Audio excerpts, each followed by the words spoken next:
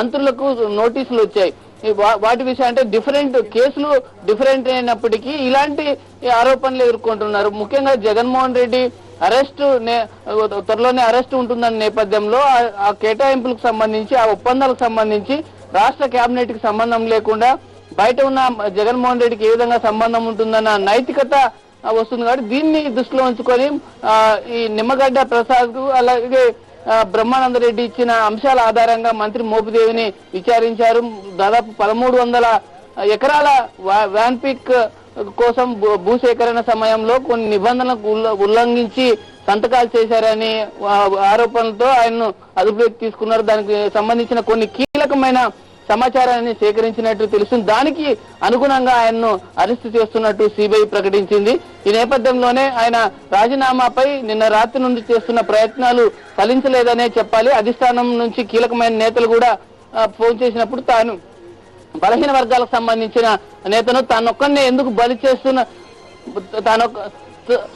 తానొక్కడిని ఎందుకు బలి చేస్తారని చెప్పిన నేపథ్యంలో ఇప్పుడే అందిన సమాచారం మేరకు తన రాజీనామా లేఖను మోపిదేవి వెంకటరమణ రాజీనామా లేఖను పంపించారు. పిసిసి చీఫ్ బొత్స సత్యనారాయణ ద్వారా ఈ రాజీనామా లేఖను పంపించినట్టు తెలుస్తోంది. ఒకవేళ ఇది చేయకపోతే తొలగిస్తారని కూడా మంత్రి మోపిదేవికి సమాచారం ఉన్న నేపథ్యంలో కొద్దిసేపటి క్రితమే మంత్రి మోపిదేవి రాజీనామా లేఖను పంపించినట్టు తెలుస్తోంది. పిసిసి చీఫ్ ఈ రాజీనామా లేఖను తీసుకెళ్లినట్టు కూడా చెప్తున్నారు. ఉదయం కూడా అంటే అధిష్టానం ఒకవైపు రాజీనామా చేయాలని ఒత్తిడి తెస్తున్న నేపథ్యంలో ఉదయం కూడా కొంతమంది లాయర్లతోటి తనకు సన్నిహితులతోటి మంత్రి మోపిదేవి తన ఇంట్లో మంతనాలు చేశారు. రాజీనామా ఒకవేళ తప్పని పరిస్థితి అయితే రాజీనామా కూడా చేయాలని రాజీనామా లేఖను కూడా ఉదయమే సిద్ధం చేసుకున్నారు. అయితే తనకు తానుగా రాజీనామా చేయడం మంచిది కాదు, ఒకవేళ తొలగించినా మంచిదే అనే ఉద్దేశంతో ఇప్పుడు దాకా ఉన్నారు. అయితే చివరికి సిబిఐ అరెస్ట్ చేస్తుందని ప్రకటించిన తర్వాత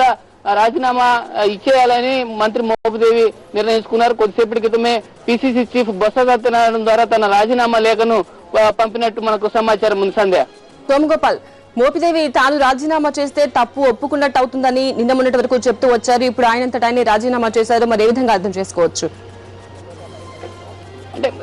అంటే అరెస్ట్ కు ముందు జరిగిన పరిణామం ఇది. అరెస్ట్ కు ముందు తనకు తానుగా రిజైన్ చేస్తే ఈ ఒప్పందాల్లో ఈ నిర్ణయాల్లో తాను తప్పు చేసినట్టు అంగీకరించినట్టు అవుతుందని కాంగ్రెస్ పెద్దలకు కూడా ఆయన ఇదే వివరణ ఇచ్చుకుంటూ వచ్చారు. అలాగే తానొక్కడనే బాధ్యుడిగా చేయడం కరెక్ట్ కాదు, ఇది కేబినెట్ తీసుకున్న నిర్ణయం, ఇందులో తన పాత్ర కూడా చాలా తక్కువగా ఉంటుందనేది మోపిదేవి వాదనగా వచ్చింది. అయితే ఇది అరెస్ట్ దాకా వెళ్తుందా వెళ్ళదా అన్న అనుమానం మంత్రిలో ఉండింది. నిన్న రాత్రి మార్నింగ్ వరకు కూడా అధిష్టానం పెద్దలు అలాగే ముఖ్యమంత్రి పిసిసి చీఫ్ కూడా ఇదే అంశం మీద చర్చించారు.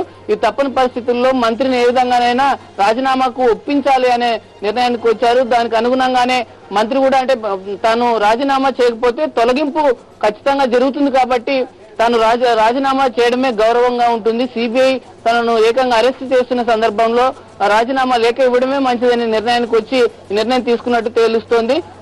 పిసిసి అధ్యక్షుడితో మంతనాలు చేసిన తర్వాత ఆయన ద్వారానే తన రాజీనామా లేఖను పంపించినట్టు మనకు సమాచారం ఉంది. సంధ్య, సోమగోపాల్, తాను ఈ వాన్పిక్ భూ కేటాయింపులకు కావచ్చు, ఇతర ఆరోపణలకు కావచ్చు, తాను ఒక్కడనే బాధ్యుని చేయడం అని మంత్రి మోపిదేవి చెప్పడం వెనుక మిగతా మంత్రుల ప్రమేయం కూడా ఉంది అని చెప్పకనే చెప్తున్నాడు అనుకోవచ్చా? ఖచ్చితంగా. అంటే ఇప్పుడు ఈ స్పెసిఫిక్ కేసును మాత్రమే ఇప్పుడు సిబిఐ చూస్తుంది. వాన్పిక్ వ్యవహారంలో దాదాపు 1300 ఎకరాలను గుంటూరు ప్రకాశం జిల్లాలో సేకరించారు. ఇందులో ఒప్పందంలో మోపిదేవి పాత్ర చాలా కీలకమని సిబిఐ గుర్తించింది. నిమ్మగడ్డ ప్రసాద్ కావచ్చు, బ్రహ్మానంద రెడ్డి ఇచ్చిన సమాచారం మేరకు ముఖ్యమంత్రి కంటే ఈ మంత్రి ఆ శాఖకు సంబంధించిన మంత్రి ఇందులో కీలకం. ఆయన చెప్పినట్లు మేము చేశాము, అందుకు అనుగుణంగానే మాకు కేటాయింపులు జరిగాయనేది వాళ్ళు ప్రధానంగా ఇచ్చిన సమాచారంగా చెప్తున్నారు. దాని ఆధారంగా మోపిదేవిని